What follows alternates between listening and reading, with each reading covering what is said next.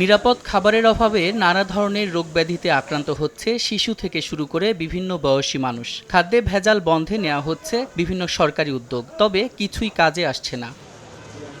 এমন বাস্তবতায় রাজধানীতে নিরাপদ খাদ্য নিয়ে সচেতনতা বাড়ানোর জন্য আয়োজন করা হচ্ছে মেলার, যেখানে পসরা বসেছে খাদ্য উপাদান থেকে শুরু করে ঘরে তৈরি নানা রকম খাবারের। খাঁটি গাওয়া ঘি অন্যান্য জায়গায় পাওয়া যায়, এখানেও দেখি যে অর্গানিক, সেজন্য আমরা কিনতে আসছি এখানে। বাবু আছে, ওর জন্য একটা চকলেট ফ্লেভারের কেক নিলাম যে ও খাবে, যেহেতু হেলদি খাবার। আমাদেরকে অর্ডার করে, আমরা বাজার করি, তারপরে রেডি করি, তারপরে সাথে সাথে করি। পুষ্টিগুণ ঠিক রাখতে এসব খাদ্য তৈরিতে রাসায়নিক উপাদানের পরিবর্তে ব্যবহার করা হয়েছে প্রাকৃতিক পদ্ধতিতে তৈরি সার ও কীটনাশক। আমরা এই সবজি চাষের মধ্যে ব্যবহার করি হলো আপনার ভার্মি কম্পোস্ট, টাইকো কম্পোস্ট, কেঁচো সার, কাঁচা গোবর।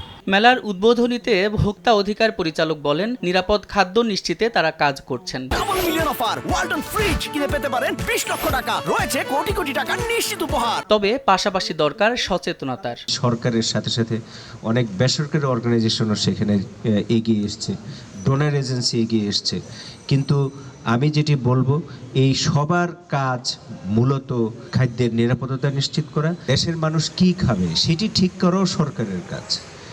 শুধু রাস্তাঘাট বানাইলে সরকারের কাজ হয়ে যায়, আমরা খুশি হয়ে ভোট দিয়ে দিই, বিষয়টা এমন যেন না হয়। বৃহস্পতিবার রাজধানীর শ্যামলীতে আয়োজিত একদিনের এই মেলায় মোট স্টল আছে 27টি।